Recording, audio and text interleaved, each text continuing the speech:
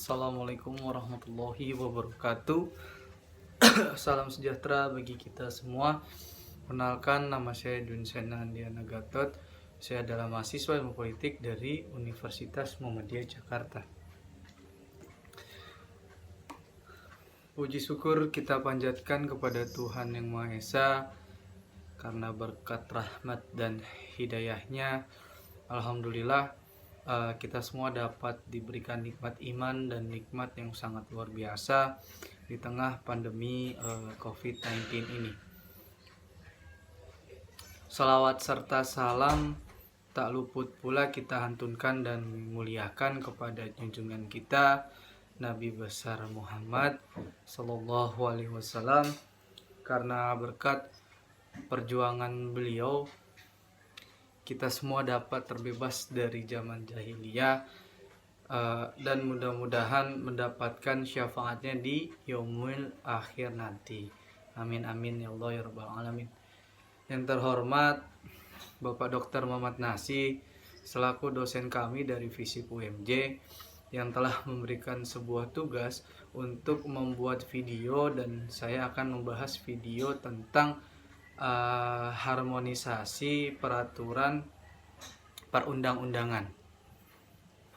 Nah, jadi pembentukan peraturan perundang-undangan kita harus tahu dulu adalah proses pembuatan peraturan perundang-undangan. Pada dasarnya dimulai dari perencanaan, persiapan, teknik, penyusunan, kemudian perumusan, pembahasan, sampai dengan pengesahan, pengundangan, dan penyebarluasan. Nah, di antara rangkaian proses di atas ada proses yang tidak disebutkan secara tegas, tetapi mempunyai peran yang sangat penting, yaitu proses harmonisasi. Nah, dengan demikian harmonisasi merupakan salah satu dari rangkaian proses pembentukan peraturan perundang-undangan. Seperti itu. Nah, harmonisasi dimaksudkan agar tidak terjadi atau mengurangi tumpang tindih dari peraturan perundang-undangan. Kemudian permasalahan ini adalah bagaimana pentingnya harmonisasi dalam pembentukan peraturan perundang-undangan yang disusun merupakan satu keniscayaan dengan tujuan untuk mengetahui pentingnya harmonisasi dari pembentukan peraturan perundang-undangan. Seperti itu. Nah, sebagai pengayaan dan manfaat dalam penyusunan peraturan perundang-undangan, pelaksanaan harmonisasi ini di Indonesia sudah merupakan suatu kebutuhan yang mendesak. Mengapa dikatakan mendesak? Karena permasalahan pembangunan hukum semakin hari membutuhkan pendekatan atau holistik. Ini menurut Budiam Raharjo. Nah, di era globalisasi, pendekatan penanganan pembangunan yang masih mengandalkan pada pendekatan sektoral hanya akan mengakibatkan penyelesaian yang tambal sulam.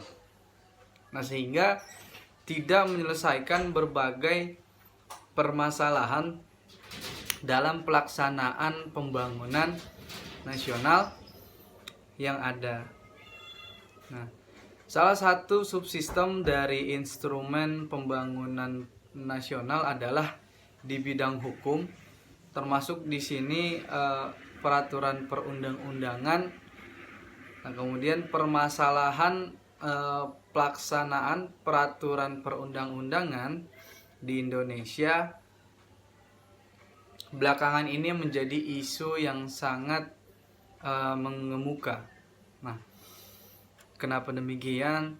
Terjadinya tumpang tindih dan peraturan perundang-undangan yang sederajat dengan peraturan perundang-undangan tingkat pusat dan daerah.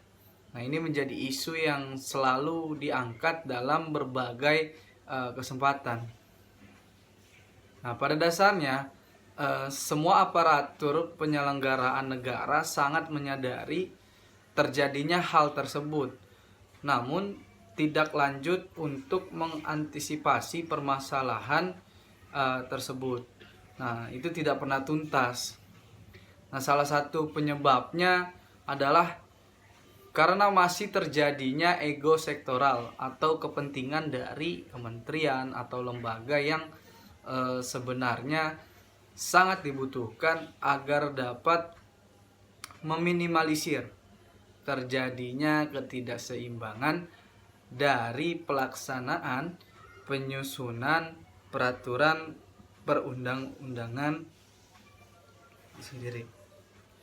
Nah, peraturan perundang-undangan merupakan bagian dari sistem hukum atau nasional.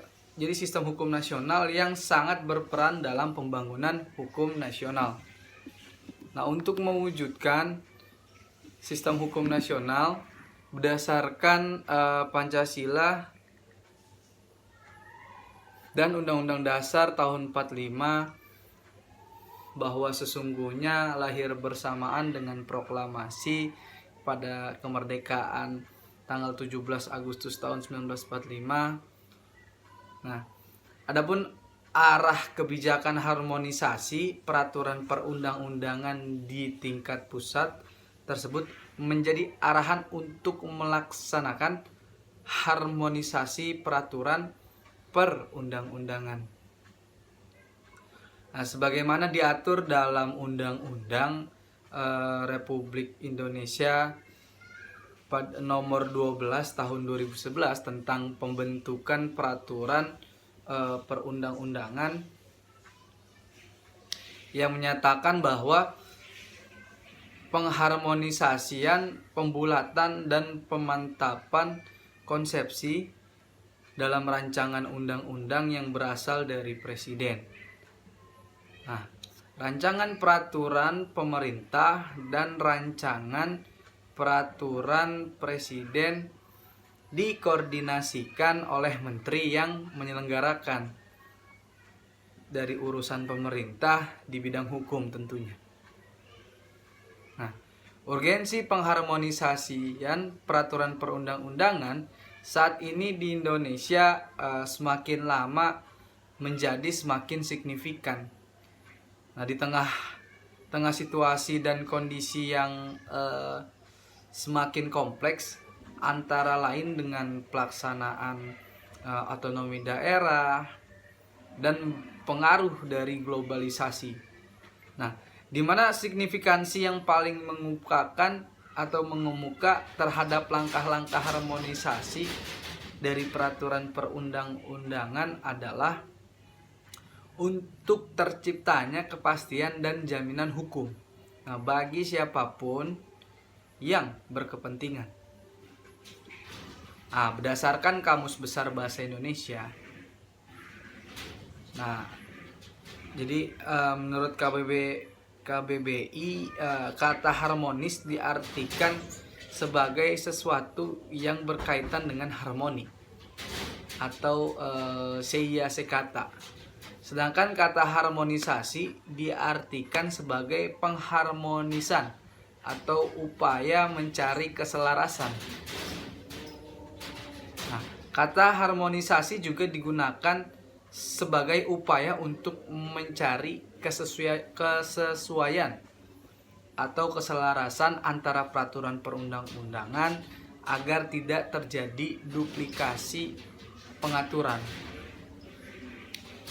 Nah, menurut Undang-Undang Republik Indonesia nomor 25 tahun 2000 tentang program pembangunan nasional menegaskan bahwa salah satu program pembangunan adalah program pembentukan peraturan perundang-undangan yang sasarannya adalah menciptakan harmonisasi peraturan perundang-undangan. Nah, yang sesuai dengan aspirasi masyarakat dan kebutuhan pembangunan.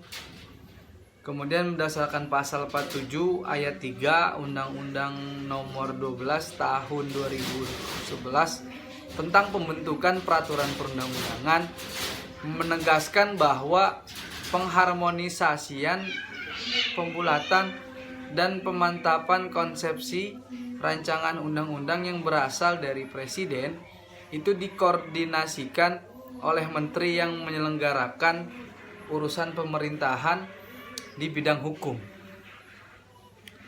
Nah, kemudian ada Peraturan Presiden Nomor 87 Tahun 2014 tentang Peraturan Pelaksanaan Undang-Undang Nomor 12 Tahun 12.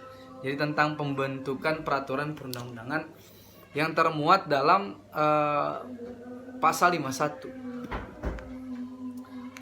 Pengertian peraturan perundang-undangan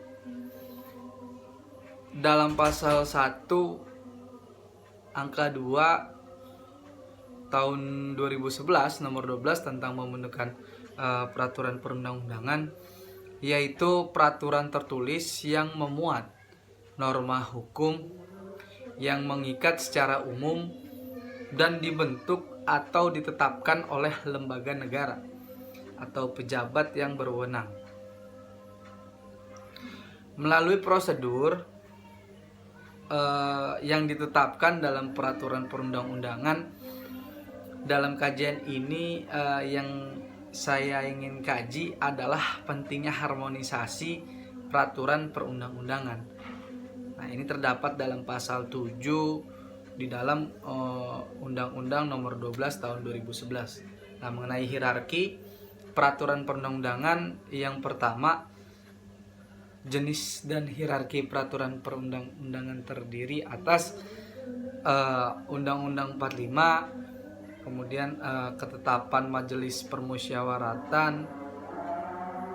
lalu Undang-Undang Peraturan Pemerintah, pengganti undang-undang, kemudian peraturan pemerintah, peraturan presiden, peraturan daerah provinsi, dan peraturan daerah kabupaten atau kota. Nah, kekuatan hukum peraturan perundang-undangan sesuai dengan hierarki sebagaimana dimaksud pada ayat 1 dan ayat 2. Kemudian pengertian peraturan perundang-undangan menurut pakar adalah yang pertama itu setiap keputusan tertulis yang dikeluarkan pejabat atau lingkungan jabatan yang berwenang. Nah, yang berisi aturan tingkah laku yang bersifat atau mengikat secara umum. Nah, kemudian merupakan aturan-aturan tingkah laku yang berisi ketentuan-ketentuan mengenai hak, kewajiban, fungsi, dan status atau suatu tatanan. Nah, peraturan yang mempunyai ciri-ciri umum, abstrak atau abstrak umum, artinya tidak mengatur atau tidak ditunjukkan pada objek di dalam suatu peristiwa atau gejala konkret tertentu. Dengan mengambil pemahaman dalam kepustakaan Belanda, peraturan perundang-undangan lazim disebut dengan wet in material zin, atau sering juga disebut dengan Algemeen Verbindens Voorschrift. Nah, itu kita berkaca dari pustakaan Belanda. Oleh karena itu memang sangat penting sekali peran dari harmonisasi ini di dalam pembentukan perancangan perundang-undangan, karena memang kalau misalkan tidak mengikuti step by stepnya, ini akan membawa suatu peraturan perundang-undangan ini memiliki cacat prosedur atau tidak terarah, tidak jelas bagaimana fungsinya, karena masih banyak kesenjangan-kesenjangan yang tidak harmonis, tidak bersifat konstruktif, serasi, dan penuh damai. Nah, mungkin itu saja yang dapat saya sampaikan. Kurang lebihnya mohon maaf. Yang salah datangnya dari diri saya, yang benar selalu datangnya dari Allah. Billahi fisabilillah haq fastabiqul khairat. Assalamualaikum warahmatullahi wabarakatuh.